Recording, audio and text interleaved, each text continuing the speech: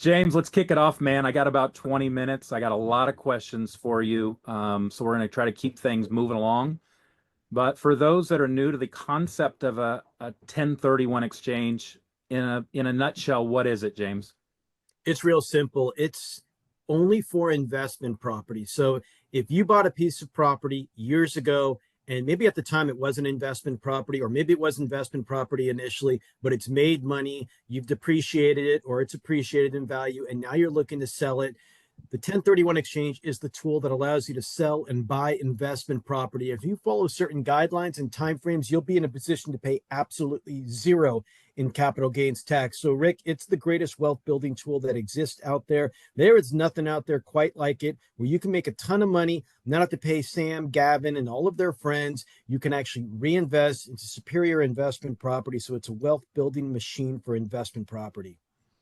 And James, we're talking about a significant tax rate if you don't use the IP 1031 exchange. You and I were talking at some point that there are times where you could pay a 30 or 35% overall tax by operating outside of a 1031 exchange just because you don't even know about it. Is that accurate? Well, if it's money gripped like you, Rick, then it's going to be more like 40%. So if you're really wealthy and if you've made a lot of money on the asset, you don't even have to be wealthy, but the gains alone are going to put you into the high numbers. So you get taxed four different ways when it comes to selling investment property: state tax, federal tax, depreciation, recapture, and Obamacare. You put all of that together and it's a California property, or you're a California resident, you're not getting out less than 30. And if you're well to do, you're probably mid 30s on every dollar of gain that you're going to lose. Wow, hard to Criminal. build wealth when every time you transfer property, it takes out a 30% chunk of it. I Yeah. like I like the liken the IPX exchange to like moving stocks around in your retirement portfolio. Like if you keep it within that network, you can move stocks around in your retirement portfolio without paying taxes. The moment you collect that money, you have a taxable event. James, is that an accurate metaphor? Yeah. And actually in the retirement account, you can do that with real estate and you don't need a 1031 exchange. So you have self-directed IRAs that can work to your advantage as well. But that is an accurate kind of comparison between the retirement account. You can continuously build wealth. Here's the difference on that one, Rick. If you need the money, in a lot of scenarios, you can refi and take the money out, and that is not taxable. And in certain scenarios where you go into the upper echelon of investing in institutional funds, you can get into something called an UPREIT, and you can start to take out disbursements of your original basis without a tax consequence. So yes, if you stay within the confines of the code until you die, because buy till you die, get the step up is truly the way as an investor would approach any type of real estate. You can take the money at that point without realizing gains. But there are ways to continuously preserve that equity, buy better pieces of investment property anywhere in the United States, and then periodic disbursements, whether it's via refi or other means. If you have losses, there's different tricks within this code that you can really use to your advantage. One trick we don't want to utilize is paying Sam, Gavin, and all their friends. Yeah, that's exactly right. Keep it in your pocket, keep it in your client's pocket, keep it invested in real estate so it continues to grow and expand. James, you introduced me to a concept that I've personally utilized, and it's the one tool I love beyond the 1031 exchange, and it's the reverse 1031 exchange. I love it because you can wait and find that right property and then identify your home as the relinquished property, the one you already own, the one you already have an address to. Walk us through how that works, the reverse 1031 exchange.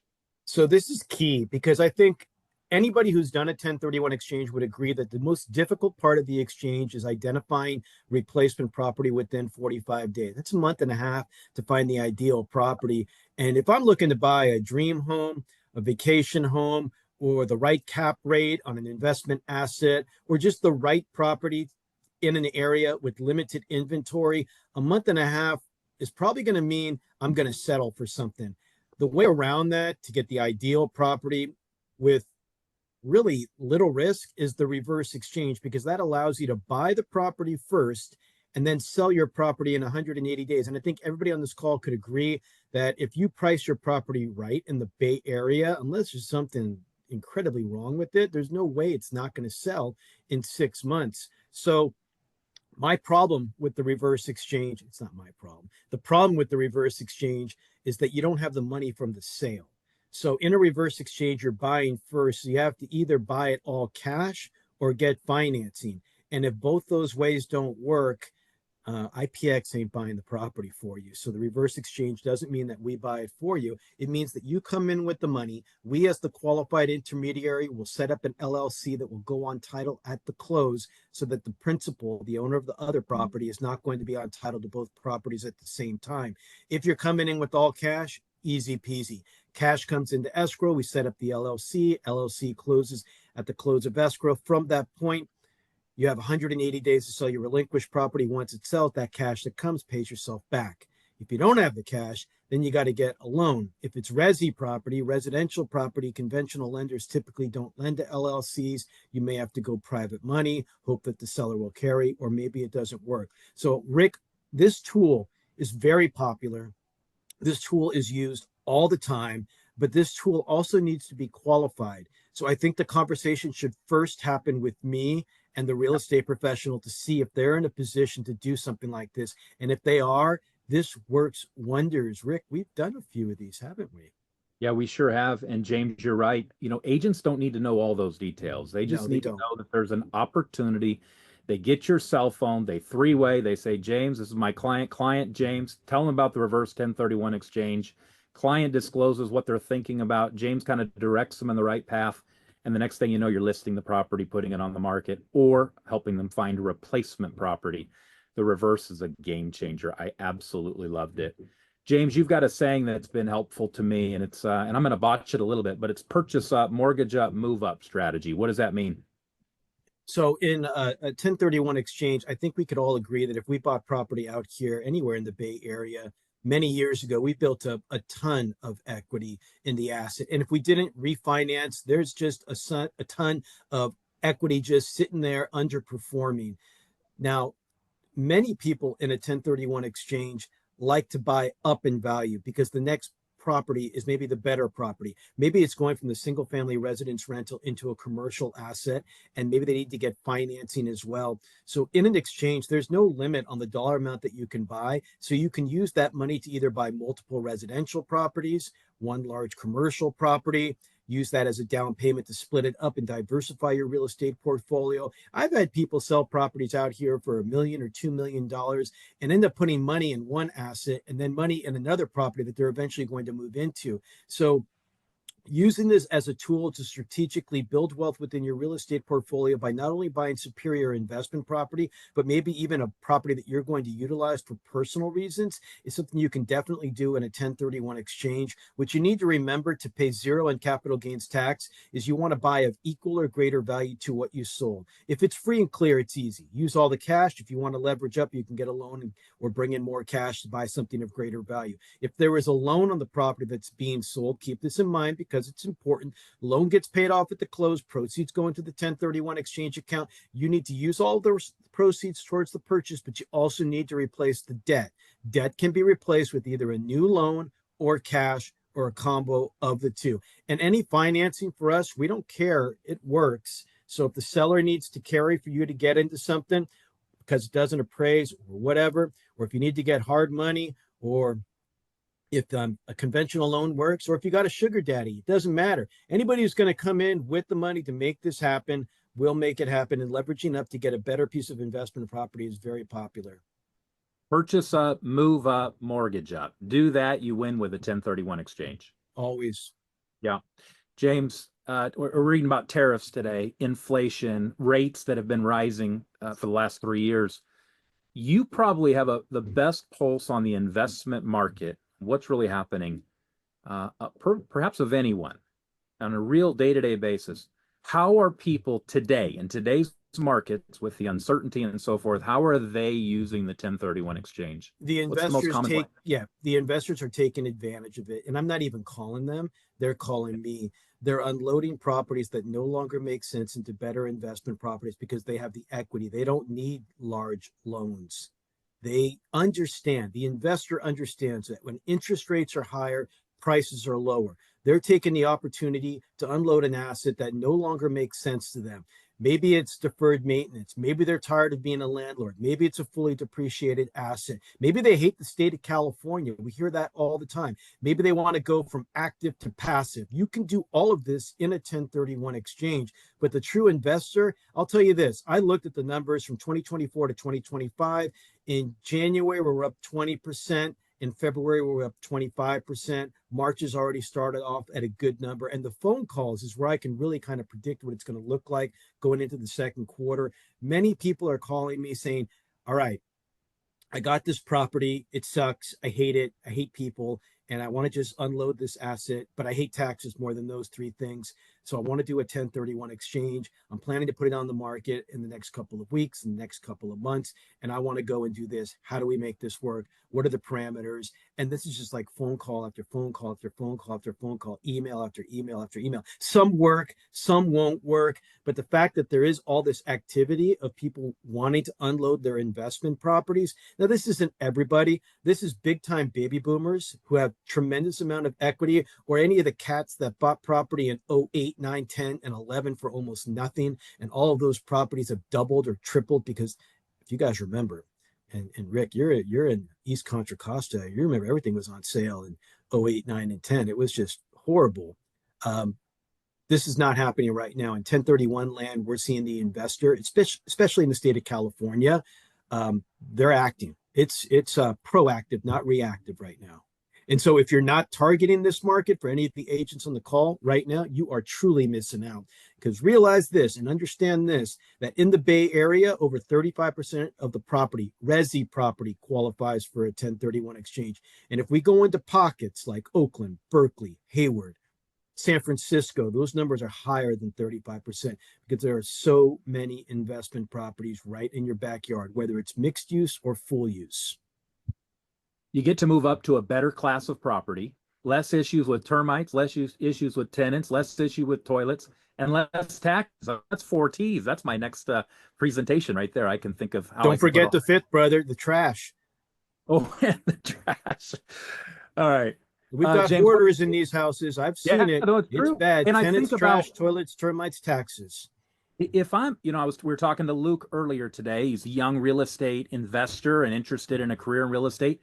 Man, I'm selling one and I'm buying two. And I'm going to do a 1031 exchange. I'm going to sell one. I'm going to buy another two. Like, that's just what I'm going to do for the next 10 years. And I will be a very wealthy individual. And as other people ask me about it, I'll help them along the way to do exactly the same. And sometimes it's not even like that, Rick. Sometimes it's like I have 6 different properties in Antioch and I hate it. I'd like to sell all of them and go into a commercial asset that's completely passive. You can do that too. So the younger one is going to do what you just said. The older one is going to do the opposite, but they both have one thing in common. They want better investment property for where they are in their lives. They want to protect that equity so that when they eventually pass away, the step up in basis will come, the beneficiaries will inherit, and they should sell. And if they're thinking of keeping it, they should really think twice, because Prop 19 is going to reassess those properties and the property taxes are going to look real ugly. Yeah. You spoke to one of my clients last week, and they're that exact same situation. They've got residential property, and I told them about the Delaware Statutory Trust and how that works and how they could actually put the money into that trust with a 1031 exchange. And he doesn't want to deal with any of those T's that you talked about. How does that work? Well, I did the same thing. So after being a landlord for 19 years, I've determined probably after the first 3 that I hate people with the passion. And being a landlord, you'll just really get into these situations. I've had a house burned down. I've had the police at the house. I've had late rents, no rents, messed up properties. But the one thing I've always had in common with even those property situations is massive appreciation. So last year, I sold one of my properties in Alameda County, and boy, that moratorium was a fun little ride we had with the tenants. But I unloaded that asset and I bought into 2 DSTs. Now, Rick, you mentioned the Delaware Statutory Trust, commonly referred to as the DST, and that gives somebody the opportunity who's selling an investment property. Let's call it $1 million. If you know anything about commercial real estate, $1 million isn't going to really get you a good triple net property. You probably need about $2 million to get something that makes sense. And even with the triple net property, it's about location, it's about the tenant, it's about a corporate guarantee, it's about that tenant. And you still kind of are in the mix a little bit on that type of commercial assets. Now, DST, the Delaware Statutory Trust, allows you to sell that single family home, do a 1031 exchange, and reinvest into a large commercial institutional asset that is completely passive. So I could sell my single family home and I could go buy a 450 unit apartment complex, not the whole thing. I'll own probably like 0.5%, and I'll get cash flow, typically between 4.25% to 5% monthly return on the asset, and do absolutely nothing. Now, here's what's attractive about the DST. The building was built in 2023 in an area that's very desirable and looks for growth in the future. The cash flow is going to continuously increase through the years, and I'm not going to have any maintenance with it. They predict probably about a 10 to 17% return at the end of the cycle. And then when I sell, I'll do another 1031 exchange, probably into another DST. But there are certain DSTs out there. So you could do something like this. You could buy into the 450 unit building that's just true DST. You do absolutely nothing. You get paid monthly. You get the same write-offs as any investment property. You'll sell it down the road, do another 1031 exchange. Or they have the DSTs with the opportunity to what they call 721 UPREIT. And this is where the DST that you're going into is on a schedule to be absorbed by a REIT. So a real estate investment trust, a REIT, is a security and does not qualify for replacement property in a 1031 exchange. But through the DST, you can buy into it knowing that it's going to be absorbed by the REIT. And so after a year to 2 years, the REIT absorbs it.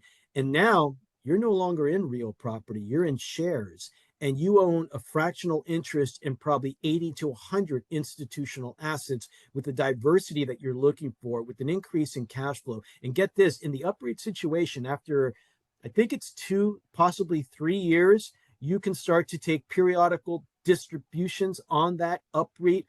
And if you take out money not to exceed your original basis, there is a way to cleverly not pay capital gains tax on that.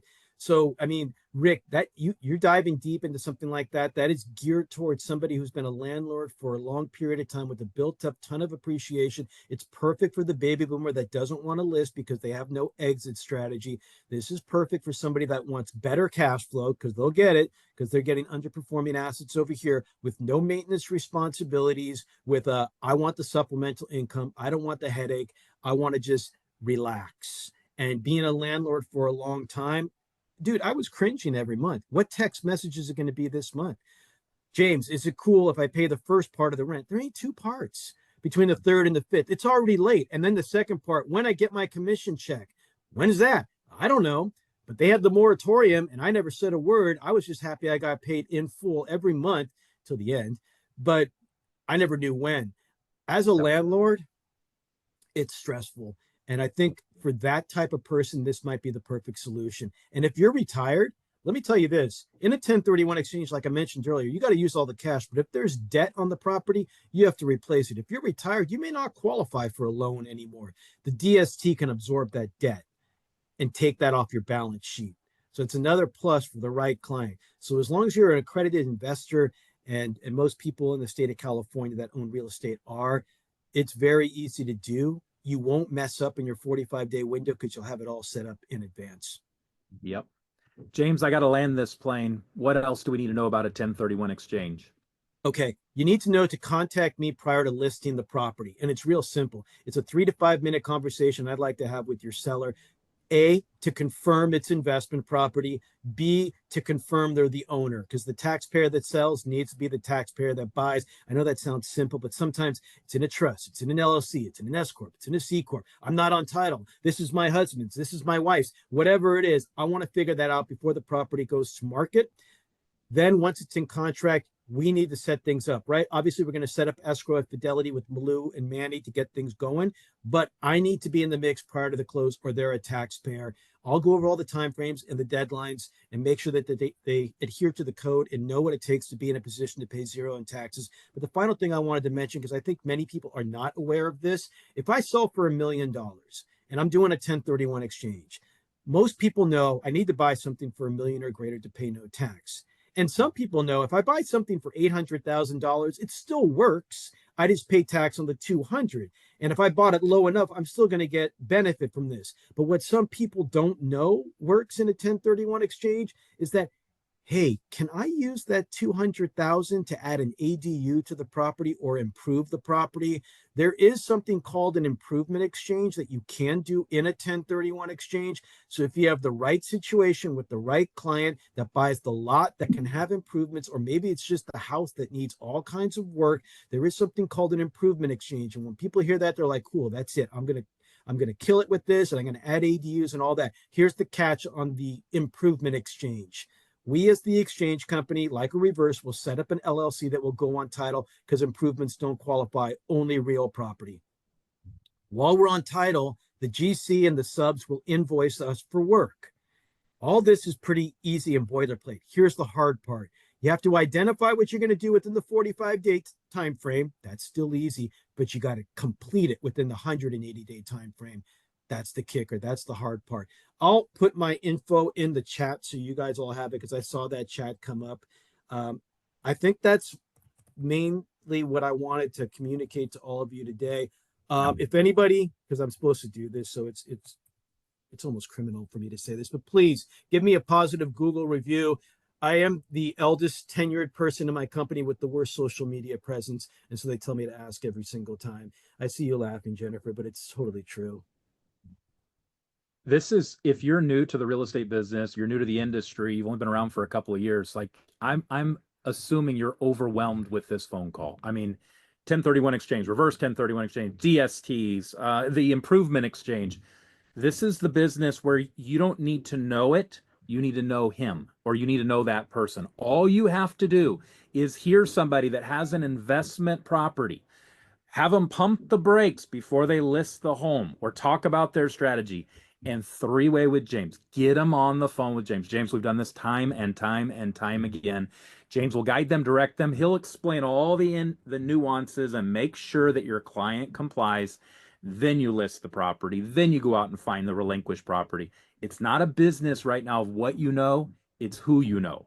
And that's why I brought James into this meeting. We typically do this, James, every couple of years. We should do it more frequently, but you're always a wealth of knowledge. I appreciate you, man. Thank you for always answering my phone call and my client's call and all of the agents that reach out to you. Thank you so much. My pleasure.